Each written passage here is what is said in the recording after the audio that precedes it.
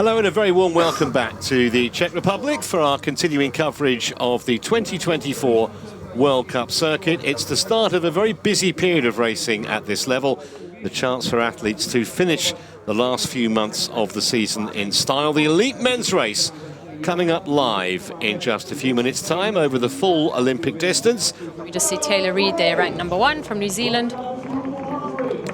Yeah, it's had a decent season, a couple of top 20s in World Championship races this year. And Mark Devey, as you mentioned, who will almost certainly go well on a course like this. John Reid, who had a bit of a big build-up, didn't he, a few years ago when he came into the sport with a track background. So we'll see how he goes today. Stornes, we've mentioned, probably the biggest name in the field, actually.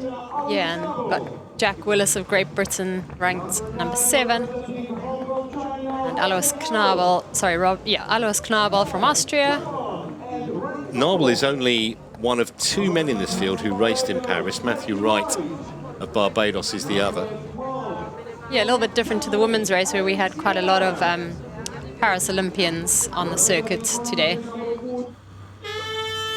Off and underway, it looked a clean start. 52 men taking their chance on what is surely the toughest World Cup course we race on all season. So that is 32 closest to screen, Aidan Longcroft Harris, and then at the top of screen, I think that's 36, which will be Zelan Hobo of Hungary. He's one of the young Hungarians, only 20 years old. Yeah, there are quite a few Hungarians in this field, actually. You can just see a lot of argy-bargy going on there around that boy. Some of the guys are actually coming to a standstill. I tell you what, Keller Norman of America stood up for about 5 seconds. He was going nowhere. It looks like Mark's pushing the pace. There's a little bit of a gap actually between him and Taylor Reid, so he's not hanging around for anyone today. So Devey and Reid, followed by Hugo the Hungarian, then Demuth of Austria. Aidan Longcroft Harris, Thiago Silva, Knabel, Yoshikawa, Kevin Turek, Gonzalez, John Reid up there as well. Yeah, much more strung out now. They won't endure the same carnage, I don't think, on this lap. You can see. I think Mark Devey was extremely disappointed, but he seems to have just done a swim across the largest lake in Hungary, Lake Balaton, which is 14 kilometers wide. And he did that swim in 1 hour and 5 minutes, which is quite something. I think he just did it for fun. I guess why not? If someone said, why did you do it? You probably just said it because it's there. So Mark Devey first out of the water. That's a quick swim inside 17.5 minutes. Yeah, we might get a lead group of maybe 10 or so. Let's see. It's John Reid just coming out for the US. So he needs a good transition, Sigmund. Obal was the quickest away. Yeah, very swift. Just looking down to see how far back Stornes is. 41 seconds. So he actually undid a little bit of the damage there on that second. He only lost 10 seconds on that second lap, the Norwegian. Just see there a little bit of a gap forming. I'm glad to see John Reid in that group because there was a real kind of hullabaloo, wasn't there, when he sort of came into triathlon, and particularly from the American side, because he's come from a running background. He won the Under-23 American Championships in March in Miami. In fact, it was good enough for third amongst the elites. Only Morgan Pearson and Dar Smith were actually faster than him. Probably distance-wise about 500 to 600 meters long, so quite a lengthy and challenging hill to go. Devey never shy to take on his share of the workload at the front currently. Yeah, come on, chase group.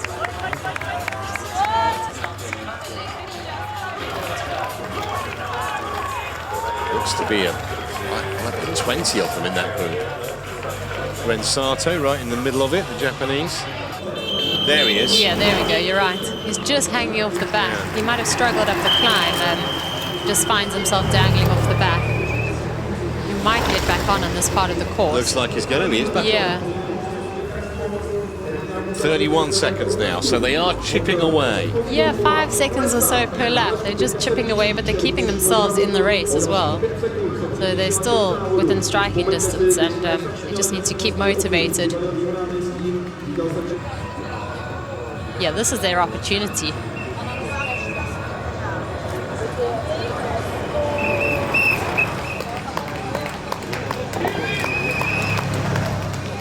Kevin Vinuela now taking it on.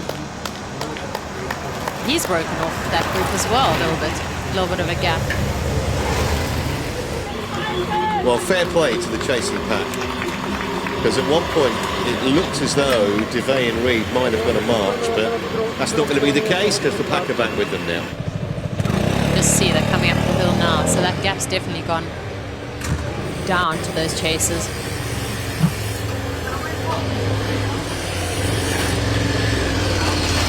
You can see there from that camera angle, that can't be more than about 10 seconds or so now.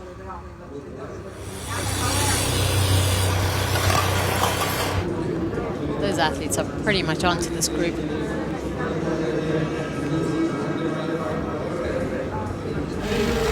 Well, our leader has taken the bout. This is an interesting tactic from the Spaniard, and he's got himself a little bit of daylight here. Yeah, really interesting, because I would have said he's probably one of the stronger runners in the field. Yeah. So you question whether he had to make a break for it. So yeah, it's great to see. He's racing really aggressively. Yeah, one opportunity for him. He's coming off the back of a really confidence-boosting result in Australia. And the thing is, success breeds success, doesn't it? Ranked 19, so the bike will be somewhere in the middle of the transition there.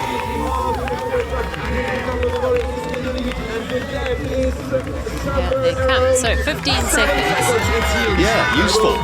And he's away before any of them have wrapped the bikes.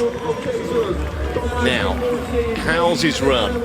10k ahead of him. Can he stay where he is at the front? 4 laps of 2.5 kilometers each. That bike's got to be stood up in the stand. Bernison and Storns and Norwegians were the next into transitions. Looks like Storns is out of transition second.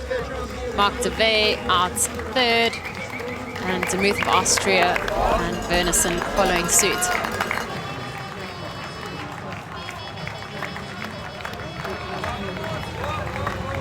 John Reed looking strong at the moment, the young American athlete. So maybe they were right to let him go. We mentioned they were just they seemed content, but maybe they knew something we didn't, because Reed's now gone past the Spaniard, so has Stornes. So we've got an American and a Norwegian, and he's still in there, Vinuela. And then a bit of a gap, a small gap back to Devay. Vinuela Gonzalez not letting them totally go yet. He's trying to hang in there. You'll be able to see when he makes this turn. It's quite a nice run course, because there are a few points on the run course where you get to see where your competitors are. It's this section here. It's that other little arch in the back where they go up that incline with the pot plants, and then that little bit through transition as well. So they've got 3 opportunities per lap to really see where their competitors are.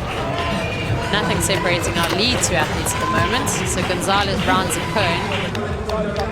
So yeah, that's a definitive gap now. Reed has gone, yeah. Reed has left Stornes, and it's his race to lose now. He looks like he's timed this to absolute perfection. Stornes very safe in silver, but at the moment, Reed looks effectively nailed on. Started the sport, John Reed, back in terms of World Triathlon racing 3 years ago. And it's taken him this long, really, to win a race of this magnitude. But he's won this one in style. The American comes home first in Karlovy Vary. Reed wins for the USA. Stornes quite happy now to jog in for silver. He's had a resurgent season.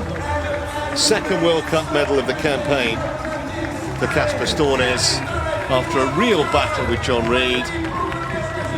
And we're assuming that Kevin Vinuela is going to hold on for 3rd. He can't believe it himself. Such a brave race by Kevin Vinuela Gonzalez for 3rd. Yeah, when he got caught early on the run, we feared the worst. Dana, that's a great 4th place for Germany. DeVay comes in for another solid result, 5th for him. Got ahead of the other Norwegian, Sebastian Wernersen, who will come home in 6th place. Silver of Portugal there in 7th. Winning time 1:54.24.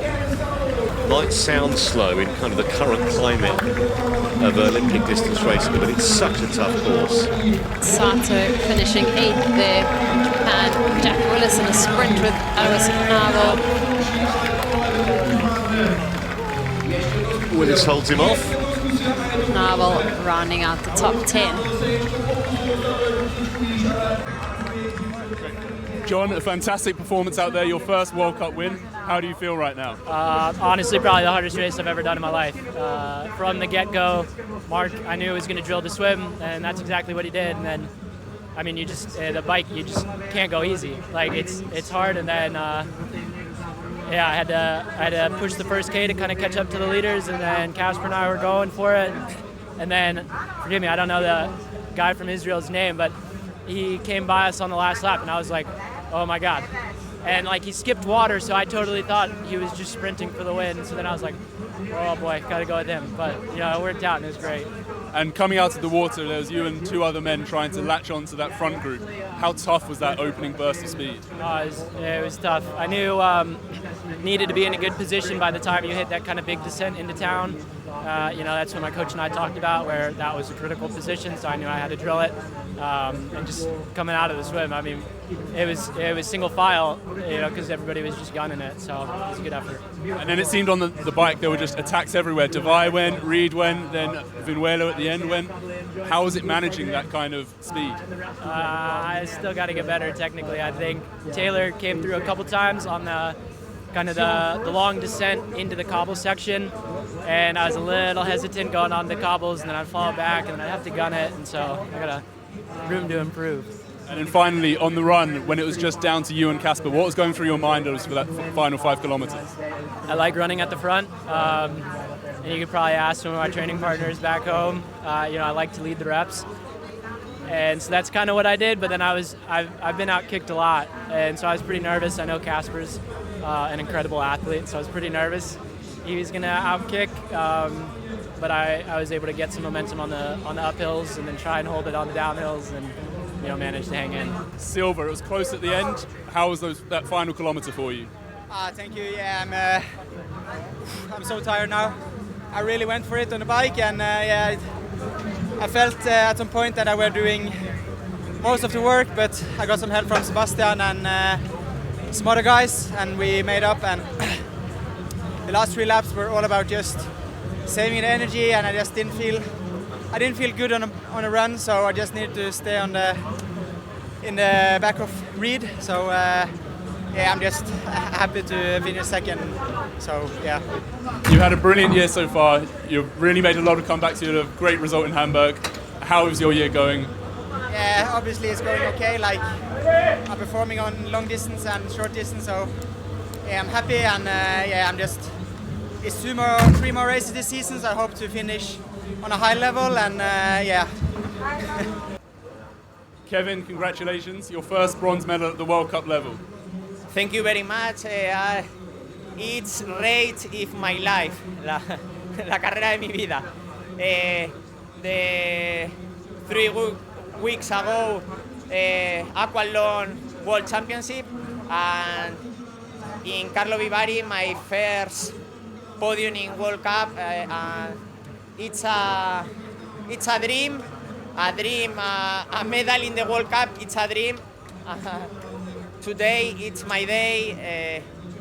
A lot of years training every day. 10 years every day.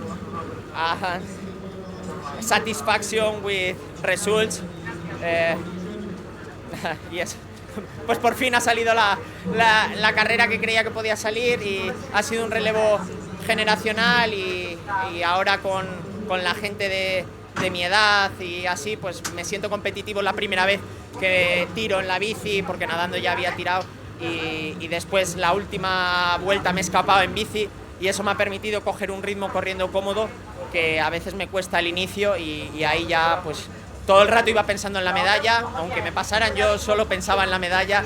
La victoria sé que aún falta mucho y nada, estoy muy contento y agradecido a toda la gente que se alegra por este resultado, que es mucha, y viniendo de Vega Cervera, de un pueblo tan pequeño de León, es increíble haber podido llegar digamos, a la élite mundial del triatlón.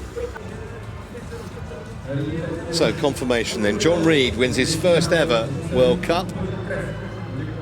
Casper Stornes takes the silver, and brave bronze for Kevin Vinuela of Spain. Excellent fourth place actually for Eric Dana. The Vey is so consistent these days, isn't it?